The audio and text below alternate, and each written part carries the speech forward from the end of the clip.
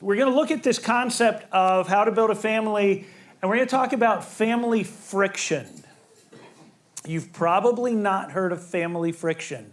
It is a different way of looking at it. If I had put up there family conflict, everybody would be going, got it, okay, I know what you're talking about.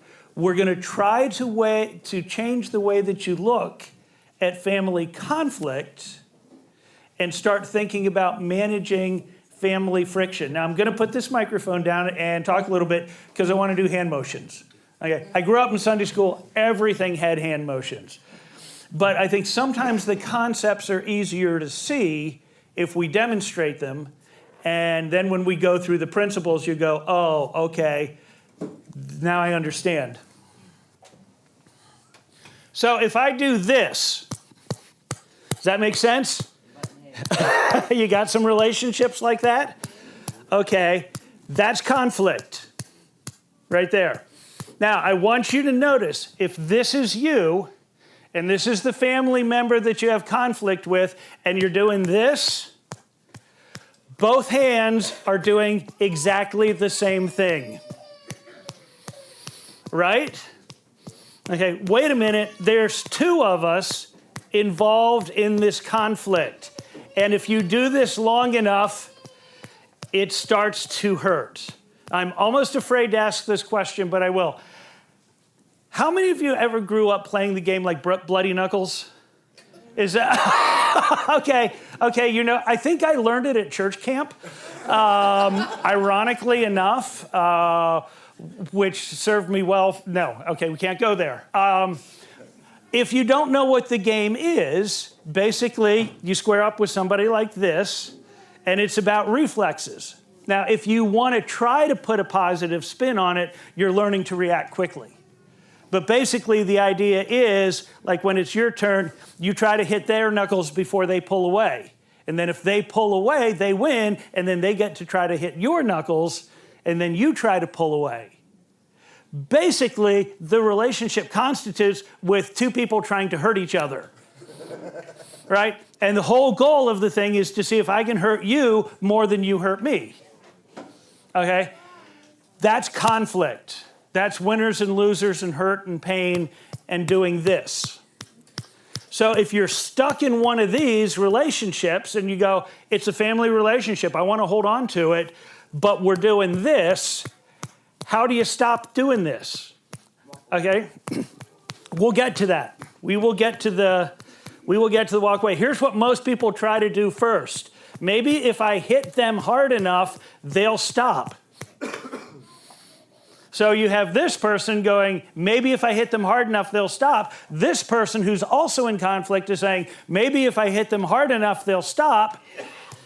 People keep hitting each other harder, and nobody stops because they're still trying to win. They're still waiting for the other person to stop. Okay? One of the things that you can do, kind of in the intervention mode, is when you do this. Okay? That's the intervention mode. Now this says something very important. Okay, I work on an inpatient unit with adolescents. A little while ago, one of them took a swing at me with his right hand, caught it with my left hand. If you throw a punch at somebody and they catch it, you start to rethink, what you're doing. So yeah, he swung and I just caught it and looked at him, and he was like, yeah, this isn't going the way that I thought. Like, I don't know what to do next, didn't expect that. Here's what it said, okay? When somebody's doing this and you catch them, it says, look, I'm not trying to hurt you, but I'm not going to let you hurt me either, okay? That's the intervention. That's the catching it and saying, no, we're not doing this anymore. Let's stop. But you can't stay here forever. At some point, you have to let go, and very often when you let go, the person starts doing this again, okay? Now notice, when we let go and the person starts doing this, our tendency is to go back to this. Now we're doing this again. Yeah. So one of the things when you rethink about conflict as friction, part of it is actually staying open to it. Because if you're boxing and practicing, you'll do the open hand thing, right? You'll do a couple of these and it's like, I'm not hitting back, I'm not stopping the relationship. They haven't changed yet, but this doesn't hurt as much. Okay, I can handle a little bit of this. Okay, we've disrupted it a little bit. Still gonna try to get them to stop. Still gonna try to get them to change, because if you can get them to go like this is so corny, but I'm gonna do it anyway. Yeah, what happens? Okay, that's best case scenario. Yeah, two people open up, they stop hurting each other, they start working together, and we celebrate. And then they can do this and start working together. Now, to the point of walking away, there's only so much of this you're going to put up with. Yeah, let's not do this, let's stop. And eventually, this is going to become this. Yeah, okay? You take yourself out of the way. This person may keep doing this because they're used to this. This works for them, they're comfortable. This is essentially a meaningless, awkward motion. It's not much fun and it's not very rewarding. And when you take yourself out and they're doing this, they're like, why am I doing this? This makes no sense at all. So one of two things will happen. They'll find somebody else to do this with, right? I took myself out of the conflict and they're still doing the conflict with somebody else and they haven't changed. Or they'll do this. I can't do it left-handed. Yeah, this is the comeback. Yeah. You walked away, you left, I kept doing this. This is just kind of stupid. This is just kind of frustrating. Okay, willing to come back, and we're not going to do this. We're going to do this. That's essentially the lesson in hand motions. And I wanted to give you the visual, because once you start doing this, you'll have that, wait a minute, we're doing this. Why are we doing this? Okay, we're going to stop. Okay, and we got it. Now, here's what's going on behind that. I'll take the microphone back.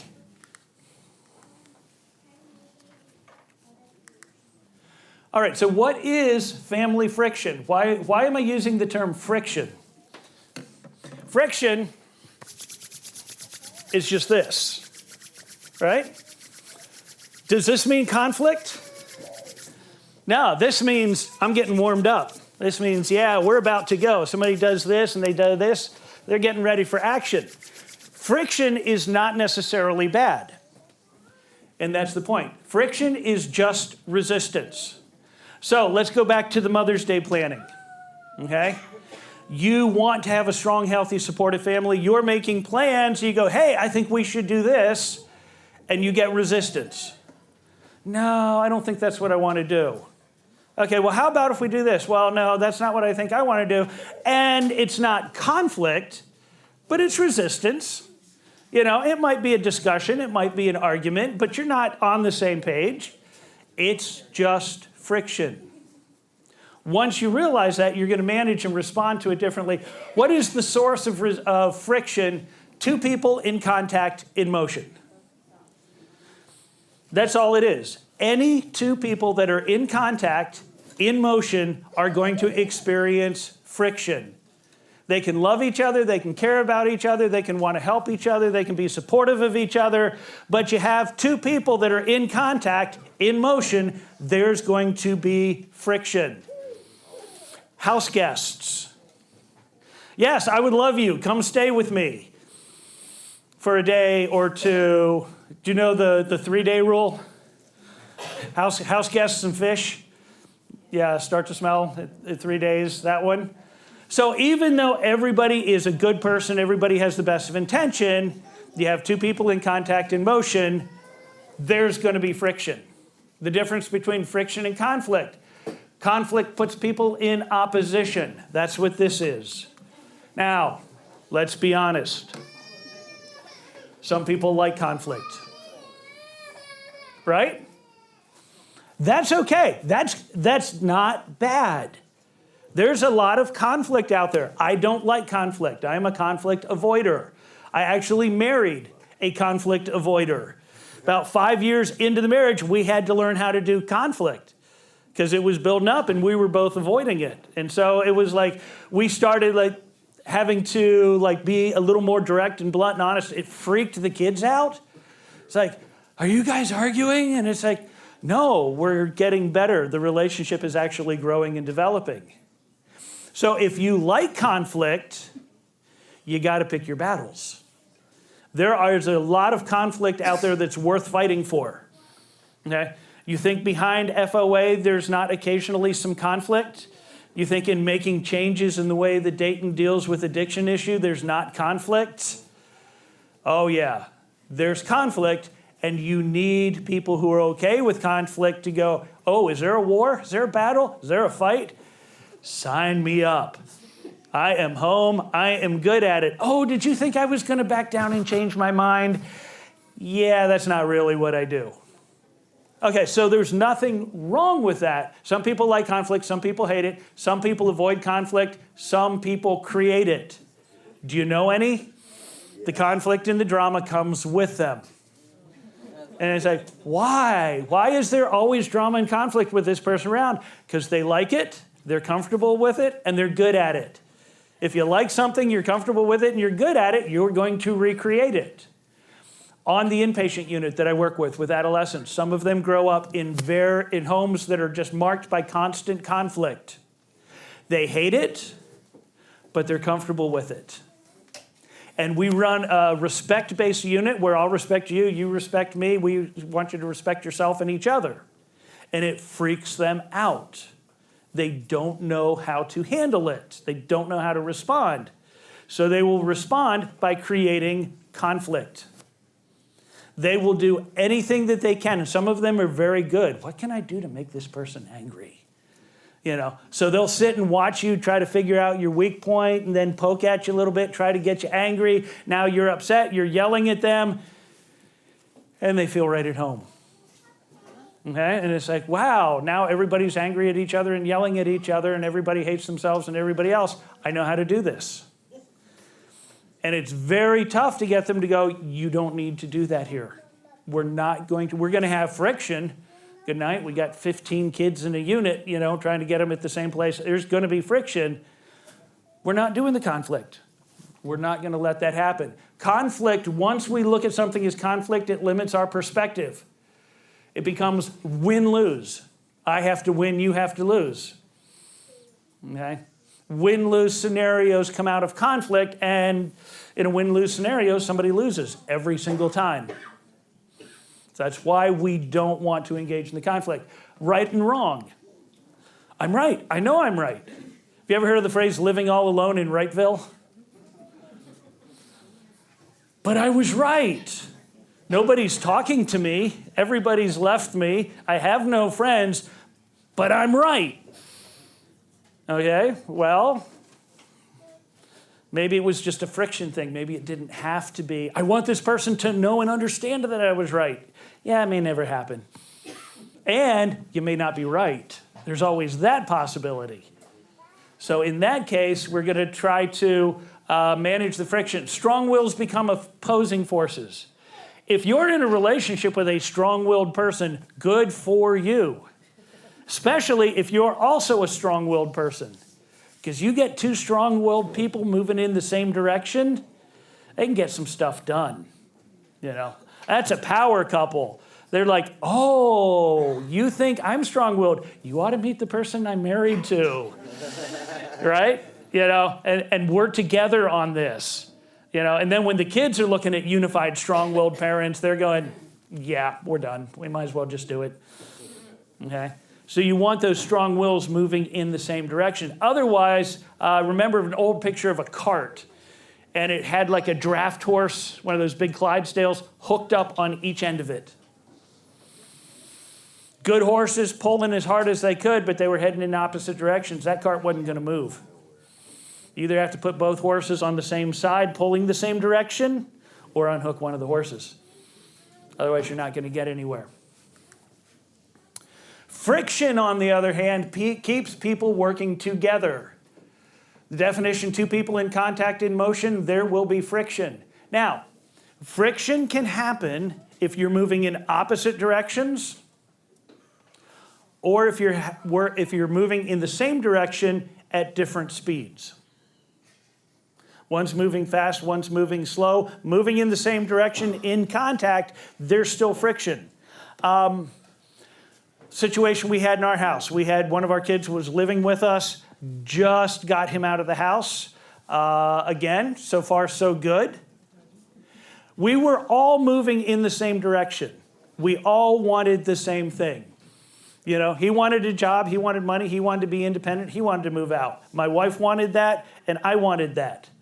But we were all moving at different speeds. So even though we agreed on the outcome, there was a lot of friction.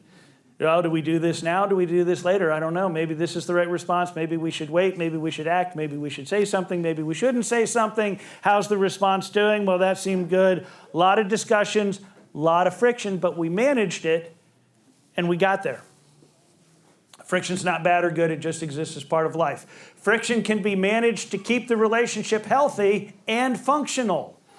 Just because you have friction in the relationship doesn't mean it's not working. It may mean it is working. Wow, that was the best argument we ever had. We didn't used to argue about stuff like that. Now we're both strong and honest enough we can. Progress. It can provide traction. And I put the word tires there. Guess what? If you're stuck in the mud or snow and your tires are spinning, what do you need? Friction. You need traction. If you feel like you're in a relationship and you're just spinning your wheels and nobody's getting anywhere, you need some friction. Somebody needs to go, yeah, we're just not going to let this slide. We got to offer some resistance. Very often, one person offering resistance is enough for the other person to gain some traction. So that's good friction. Shaping. If you work with wood, sandpaper, what is it? Friction, abrasion, getting rid of the rough edges. Is that a pleasant process? No.